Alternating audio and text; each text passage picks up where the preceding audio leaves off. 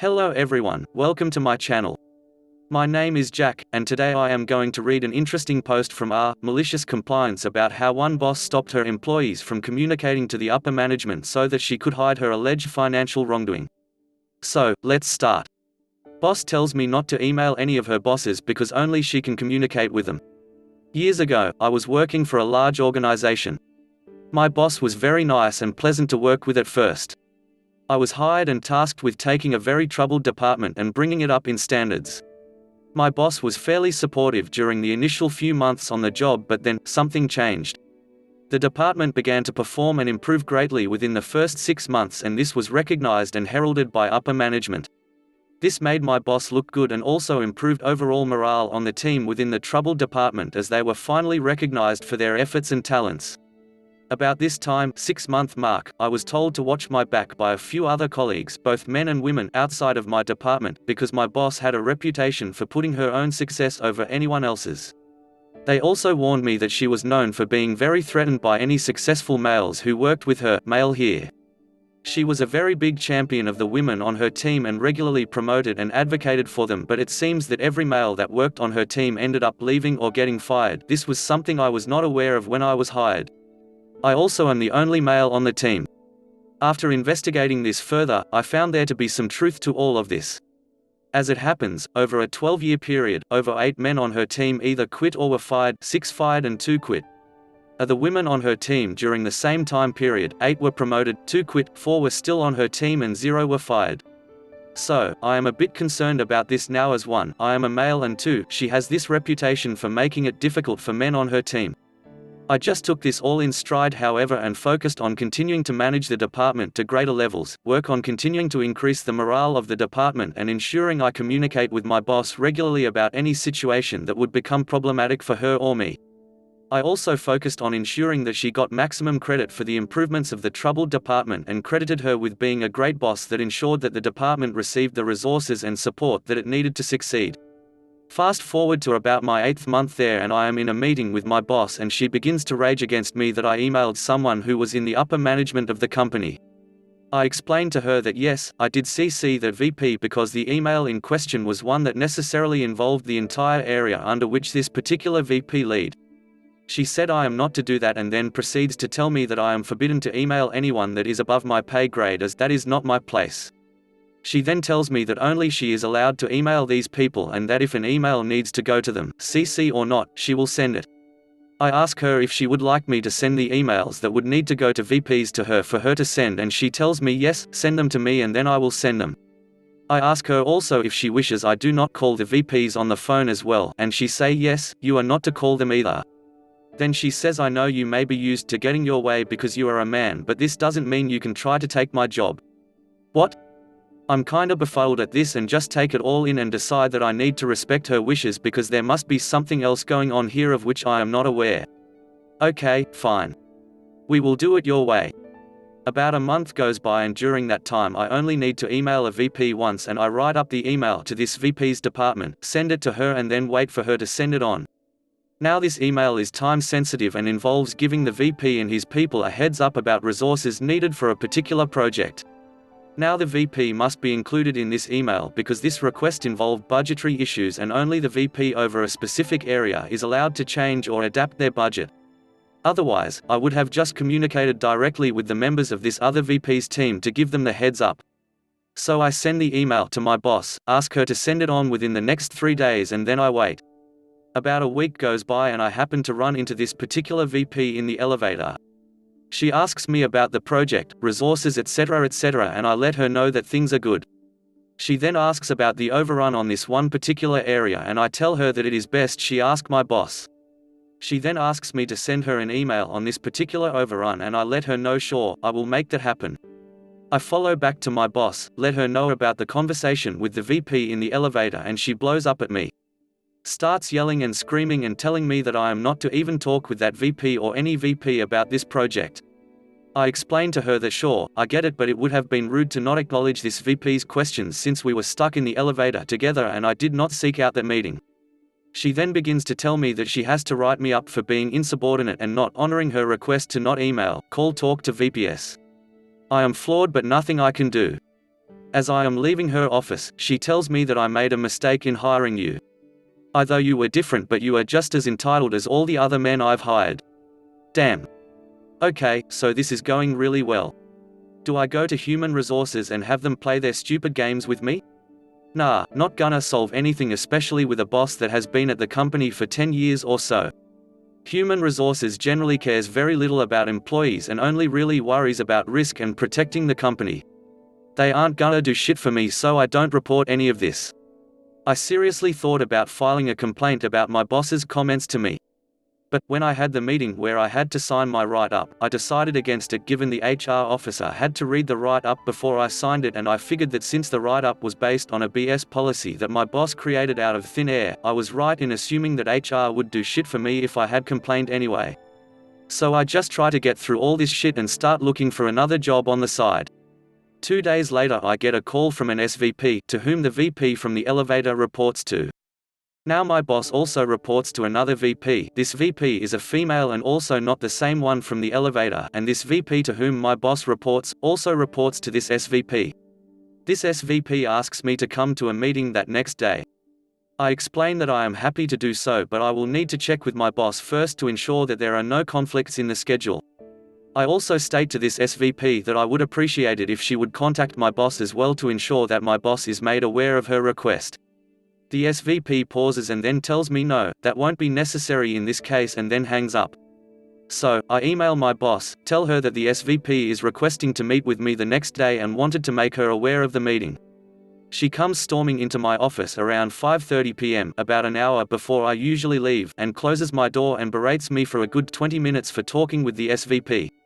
She was so loud that one of the members of the department in which I worked was about to call security just before my boss exited my office. I knew my boss would be mad but didn't expect anything like this. So, next day, I go to the meeting with the SVP. At that meeting is another 3 VPs. The first is the female VP whom I ran into in the elevator and was asking about overruns. The second is the female VP to whom my boss reports, and the third is a female VP that used to oversee the department in which I presently work. The SVP proceeds to ask me about the overruns. I explain as best as I can about the issues involved and also explain that I had prepared an email a few weeks ago about this.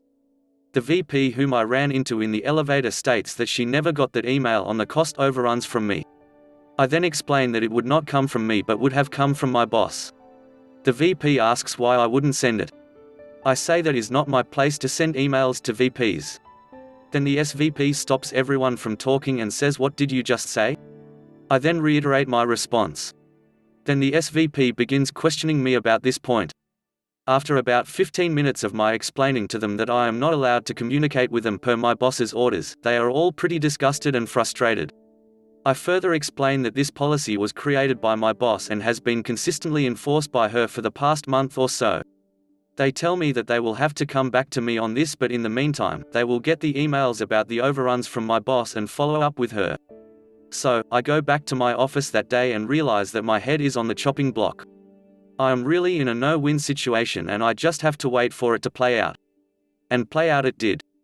I come into work the next day, it's a Thursday, and I don't think anything has changed. Seems like a normal oppressive day and I am just waiting for the axe to fall on my head. I work most of the morning and then right before lunch, I get an email. The email is from the SVP with all the VPs copied in on it, that my boss is taking some time off and will be back in a few days. During her absence, all requests and management decisions will be made by the VP to whom my boss reports. I am not quite sure what this means, but given the weekend is coming up, I am just glad this friggin' week is almost over. Day goes by uneventful and around 4 p.m., the VP responsible for the department in which I work, comes down and comes into my office and tells me that as of that day, my department and I am no longer reporting to my boss but I was now reporting directly to her. I ask what that means for the department and my job. She said nothing, it just means that the department will be better served under this new reporting structure given the increase in the amount of business that the department was engaged in since my hire, as well as the strategic internal leverage that would be needed going forward. I also was explicitly told that I was free to now communicate with any other VPs or SVPs of the organization as I saw fit. She then apologized for the experience I had with my boss and told me that she was unaware of my boss forbidding me to communicate with her or other VPs or SVPs. I take this all in, not knowing whom is telling the truth but relieved that I will no longer have to endure being treated like a child by my boss. I then ask about my boss and her reporting relationship to my department's other team members and was told that she was forbidden to execute orders to them on her own unless she has my prior approval. Karma. I stay at this company about 3 years total, have a great working relationship with the VP, whom was now my boss, as well as the other VPs and SVP to whom they reported. I only left when I got a better offer in a different industry. My former boss was eventually cancelled out over a 3-month period after HR investigated her behavior, interviewed me about the arbitrary rules about communicating with VPs that my boss had enforced on me, as well as her shouting at me and writing me up and disparaging me as a male. Talk about karma. Her write-up of me was used as evidence that she actually had implemented this no-contact policy solely with me, and because she wrote it up and put it in my employee file, it proved my veracity about the entire no-contact issue. In addition, and also compounding the problem, other alleged issues concerning cost overruns, financial reporting irregularities that she had hidden over the years. I have never seen her again, but if I ever do, I would love to be able to say to her, "Great seeing you again. I always tell people that you are the boss that taught me the importance of using email to further my career. TLDR, boss forbids me from emailing, communicating with upper management in an effort to ensure that she is the only one who gets credit for anything. Boss has a track record of bias against men and exhibits bias against me based on this same bias. This gets found out by upper management, and then this leads to exposing my boss's attempt to hide her alleged financial malfeasance. Boss loses her job and I keep mine." Some comments from readers. I would have said, "I'm sorry, I'm not allowed to talk to anybody above my manager in the company. Could you please contact her for the info?" I often thought of that and wonder what would have transpired had I said that to her in the elevator. Maybe would have helped, maybe would have hurt. Based on the eventual fallout, probably would have helped. But you seem like a really cautious person, so I am not surprised that you were reluctant to do so. The anti-Karen. No, you cannot speak to my manager. Here's the thing, there are feminists, and then there are sexists. This woman was a sexist. She allowed her belief that she was a champion for women to drive her into becoming exactly the kind of person she hates so much. Sexism isn't solely male or female driven. It's purely the belief that one sex should be treated better than the other. Yeah, good point, and like I said, she was just a terrible person and her attitude toward men was just one part of her overall shitty persona. I've heard of women like Ops Boss before, but often they seem to be most threatened by other women. Hearing it the other way around is a first for me, but again, it seems there are two sides to every coin, like always. I'm surprised you didn't ask her to email you about the no contact above your pay grade instructions. I was treading lightly as I was still pretty new to the company. I actually did send her an email stipulating my understanding of that policy after she and I met about my talking with the VP on the elevator. It helped HR later. That's it, guys. I hope you enjoyed this video. Please hit like and subscribe for more daily videos. Look, you're making life much harder on yourself. HR is, indeed, there to protect the company, we all know this. But that's useful to you in this case. If you don't document comments like those that she was making early and often, they didn't happen. You want those complaints of yours persevered in company documentation.